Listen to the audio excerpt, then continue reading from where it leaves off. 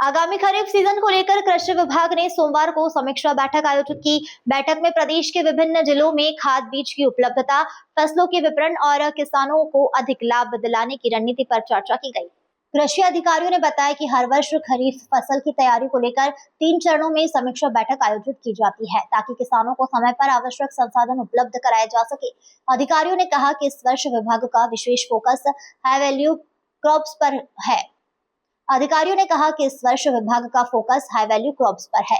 मुख्यमंत्री के लक्ष्य के अनुसार किसानों की प्रति एकड़ आय 50,000 रुपए तक पहुंचाने के उद्देश्य से ऐसी फसलों को बढ़ावा दिया जा रहा है जिनसे अधिक से अधिक लाभ प्राप्त हो सके। पिछले 3 वर्षों से किसानों को पारंपरिक खेती के साथ साथ अधिक लाभ देने वाली फसलों की ओर प्रेरित किया जा रहा है।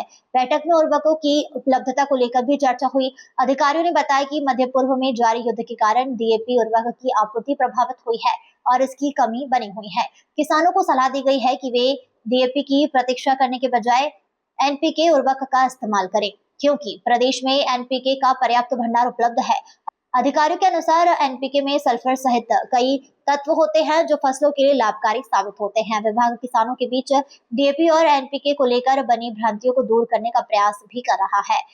ब्रिक्स सम्मेलन एवं वैश्विक कृषि परिदृश्य के संबंध में अधिकारियों ने कहा कि कृषि मंत्रियों की बैठक में अंतर्राष्ट्रीय स्तर पर कृषि और व्यापार से जुड़े मुद्दों पर चर्चा होती है, जिसका सीधा प्रभाव प्रदेश पर भले ही सीमित हो, लेकिन वैश्विक परिस्थिति बेहतर करने पर किसानों को भी लाभ मिलता है। उन्होंने कहा कि खाड़ी क्षेत्र में चल रहे संघर्ष के कारण उर्वरक आपूर्ति जैसी चुनौतियां सामने आई हैं, जिसमें ब्रिक्स देशों के बीच सहयोग बढ़ने से भविष्य में इस तरह की समस्याओं को कम करने में मदद मिल सकती है।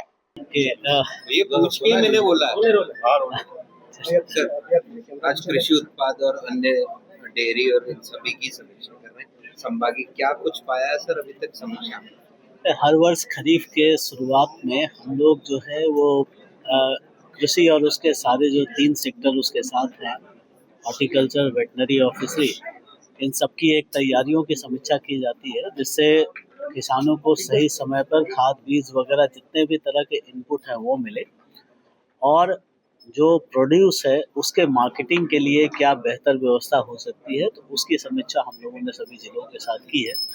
जो इस वर्ष का एम्फेसिस है वो ये है कि हमें हाई वैल्यू क्रॉप की तरफ शिफ्ट होना है। हाई वैल्यू क्रॉप का मतलब है हॉर्टिकल्चर क्रॉप्स, और जैसा माननीय मुख्यमंत्री जी कहते हैं कि हमारा जो लक्ष्य होना चाहिए वो प्रति एकड़ 50,000 रुपये से अधिक का लाभ होना चाहिए। तो इस तरह की फसलों पर हम लोग ज़्यादा ध्यान दे रहे हैं, जिससे कि किसान को जो है वो वास्तविक रूप में अधिक लाभ मिले उनकी फसलों से। जो ट्रेडिशनल क्रॉप्स है, ट्रेडिशनल क्रॉप्स की बजाय हाई वैल्यू क्रॉप्स की तरफ शिफ्ट। डीएपी को लेकर भी आपने कुछ बातें कही, डीएपी की स्थिति क्या है इस बार? पिछले 3 सालों से हम लोग सभी किसानों को बताते आ रहे हैं कि डीएपी की शॉर्टेज लगातार बनी हुई है, और इस वर्ष गल्फ वॉर के कारण और स्थिति बेहतर नहीं है। पर डीएपी की जगह एनपीके का हमारे पास पर्याप्त भंडार है, जो जो एनपीके हमारे देश में ही बनता है। तो किसानों से यही अनुरोध है कि वे डीएपी की प्रतीक्षा ना करें।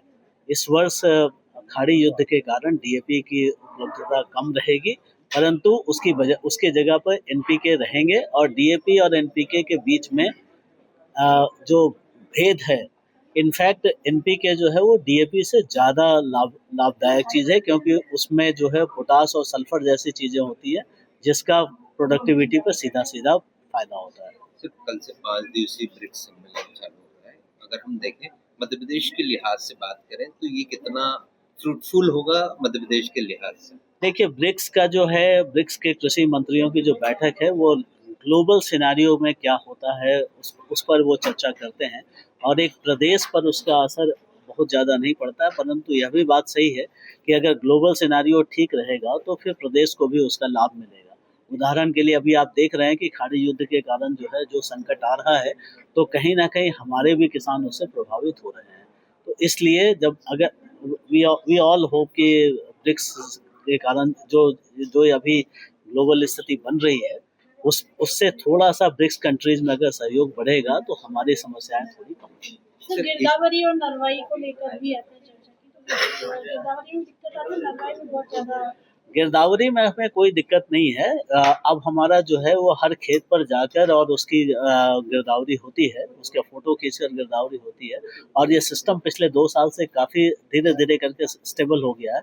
मध्य प्रदेश केवल उन चुने हुए राज्यों में ही है जहाँ पर ये 100% हो रहा है। नरवई की जहाँ तक बात है तो इस वर्ष हमारे मध्य प्रदेश में ज़्यादा घटनाएँ हुई हैं। हम उसके विकल्प किसानों को उपलब्ध करा रहे हैं कि वो हैप्पी सीडर, सुपर सीडर का इस्तेमाल करें।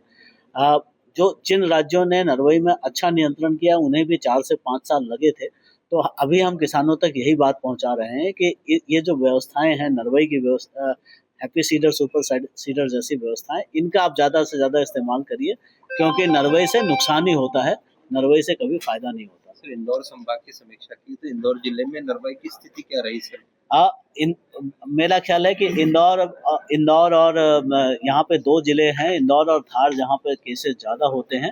हालांकि पिछले साल से बहुत ही माइनर चेंजेस आए हैं उनमें। बाकी जिलों में नरवई की उतनी समस्या नहीं है, पर आई एम श्योर कि अगर ये इक्विपमेंट सब यूज़ करेंगे तो फायदा होगा।